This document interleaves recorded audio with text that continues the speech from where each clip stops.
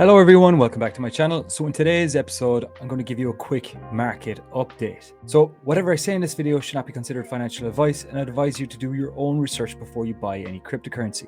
So before we start, I kindly ask that you hit the subscribe button. Okay, so let's just dive into the Bitcoin price. So we are inches away from the 100,000 level, and it's only just a matter of time before it will break it. But overall in the market, BTC is looking very, very strong. Now we're starting to see lots of FOMO in with the this Bitcoin spot ETF, as well as I have highlighted some projections of where I think Bitcoin is going to go over the next few weeks and months. But we will see a pullback some stage. It's not just going to keep going up forever. And like before here in the previous bull market, you see it had a nice run up here. And if we just measure, it did have a pullback of nearly 30%. I would expect a pullback pretty soon, but I wouldn't just be trying to short this because it could easily just rip through 100K and next minute it's at 115. So just be very, very cognizant of that. I wouldn't be trying to short the market,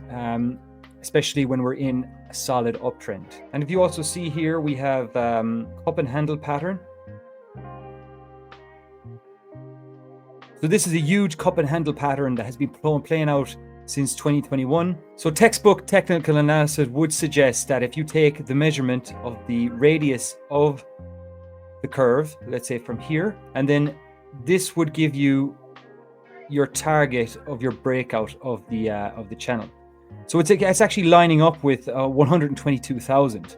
So you can see that Bitcoin has still a lot of room to run. So it's clear from this textbook technical analysis strategy here of the cup and handle, we could see 120,000 price for BTC very, very soon. Now, in my personal opinion, as we move into the next following week, I wouldn't be surprised if we see Bitcoin to continue to the upside, because we are seeing a lot of FOMO from nation states, especially because Trump is now talking about making Bitcoin a strategic reserve in the United States. So if you're a follower of my channel, you would know that I do like to look at the moon phase indicator. Now on previous new moons, we do see that would be the local high for Bitcoin. Now lo and behold, we did get a new moon here, and you did see a slight sell-off back to this trend line. And then we had a full moon, and usually price likes to pump on a full moon. So lo and behold, we are getting a new moon on the 30th of November. So that could be a potential local top. And it also lines up with Thanksgiving in the United States. So we know Thanksgiving is on next Thursday. We got a new moon then on Saturday. So I would not be surprised if we see a sell-off in the first week of December.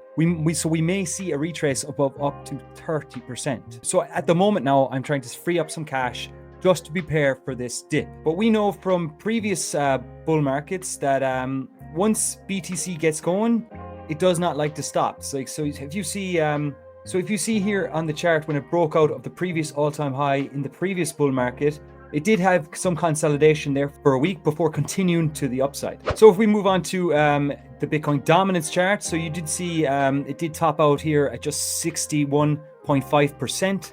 And it did make a big retrace. So this is what we want to see, especially for our altcoins to pump. We want to see the Bitcoin dominance to come down. And but every time I try and call the top on Bitcoin dominance, it just keeps pumping higher. So we just have to pay close attention to the Bitcoin dominance chart. And then if we just look at Ethereum, so Ethereum is still just only starting to catch a bid, but it's still roughly about 45% away from all-time highs. So there will be eventually a catch-up trade on Ethereum, but it's just taking its time. If we look at Ethereum priced against BTC, you can see that it still hasn't formed a bottom yet. In fact, it just put in a new lower low there 4 days ago. Then if we look at the total 2 crypto market, so this is the total market cap excluding Bitcoin, and it did break out of this big resistance level here during the week. So this is obviously very, very good, and we are starting to see some large caps to wake up. So I did see this tweet earlier on today from Miles Deutsche. So he said the normies came back to crypto, but instead of bidding our bags, they bid their bags instead. So as you can see over the last week, you see massive gains with XRP. ADA, HBAR, and XLM. Now these I would consider dinosaur coins. Like these were big in the last bull run, but in my opinion, not a lot of people are building on these chains. And I don't hold any of these coins. And the majority of people that are in crypto day in, day out, they don't touch these coins either. So again, all of these coins would be considered boomer coins. Like, and you can see the gains, like XLM is up nearly 50%. Yeah, the list goes on. So you have to understand when it comes to the rotations in cryptocurrency, it starts off with Bitcoin, usually then it follows with Ethereum, and then you'd have the large caps, then to mid caps, and then low caps would then pump last. And then another tweet from Miles Deutsche. So why so much cope arguing on the timeline today? Did you realize in this environment we all win? Doesn't matter if it's Pepe, XRP, ADA, Doge, Solana, etc. Every strong narrative will catch a rotation eventually. If it's not yours yet, celebrate others and wait for your turn. So this is exactly right. The worst thing you could be doing right now is to be selling your positions, trying to chase the ones that are pumping, when in fact the rotation will come if you're in a strong, good narrative. So eventually you will see a rotation into other coins. So this is what they call the popcorn effect. So you'd have different alts popping at different times. So we also see this tweet here from Watch Guru. Michael Saylor's MicroStrategy has over 3 billion to purchase more Bitcoin. So this guy is notorious and he will never stop buying Bitcoin because he has this infinite money glitch where he has developed a strategy where he borrows debt at a really low interest rate, and then he buys Bitcoin with it. And it seems like he's going to continue to do this. He's just not stopping. So just in, another tweet from Watch Guru, just in, President-elect Trump's media company files trademark for TrueFi, a cryptocurrency payment platform. So this is absolutely insane to see the next president of the United States, his company, to create their own cryptocurrency exchange. This is just extremely bullish for the crypto sector. And as you can see, so all of Trump's administration are also very pro cryptocurrency. And I think we will see some very, very nice policies come into place in 2025. So also seeing this tweet here. So Phantom is ranking way above Coinbase in the App Store. First cycle ever where users go straight on chain, bypassing centralized exchanges. Solana is putting in the fire in MetaMask and consensus to make Ethereum UX user friendly. The obvious, retail is back.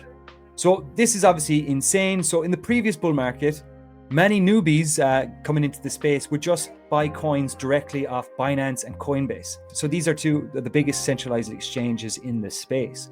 But now you can just download a Phantom wallet and go direct on chain to decentralized exchanges. And that's where you find hidden gems with very extremely low market caps. So I also seen this during the week. So meet the kid who launched Quant.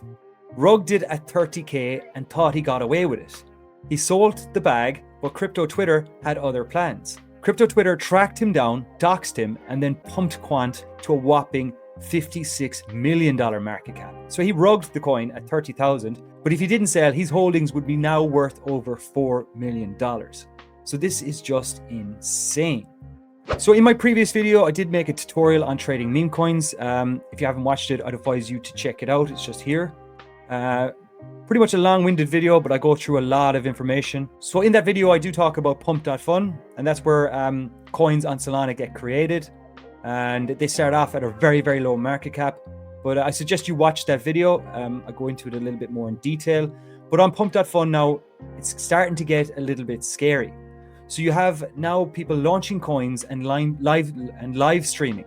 And they stay live streaming until the coin that they launch reaches a certain market cap. But I've also seen this today. So this, you have a guy who's locked himself into a dog cage until it reaches $25 million market cap. And if you look at the milestones behind him, so 1 million piss in the cage, 5 million shit in cage. This is just nonsense, in my opinion. This is obviously just really bad for the space. And the rotations we're seeing in pump.fun is just not healthy. And it's at extreme levels. So I do suspect that we are at a local top for pump.fun. Even so, you have Andrew Tate scamming his community again. So he made over 3 million during yesterday's live stream. And this guy here went dig deep into the investigations. The TLDR, Andrew Tate's team is getting in and they're buying up supply before he announced it on the live stream. And then he's just dumping on his followers. So again, it sounds like as if Andrew Tate is absolutely broke. Now again, He makes it clear that he's not making any profit off it, but do you believe him? I certainly don't anyway. So there you have it, folks. That is your market update. Like I said in the video, if you're in solid projects, I would suggest don't overtrade. Just wait your turn. Liquidity will rotate into your coins. It's just all about being patient. So there you have it, folks. That is your video. I hope you got value out of this one. If you did, please go down, smash up that like button, hit the subscribe, and I will see you in the next video.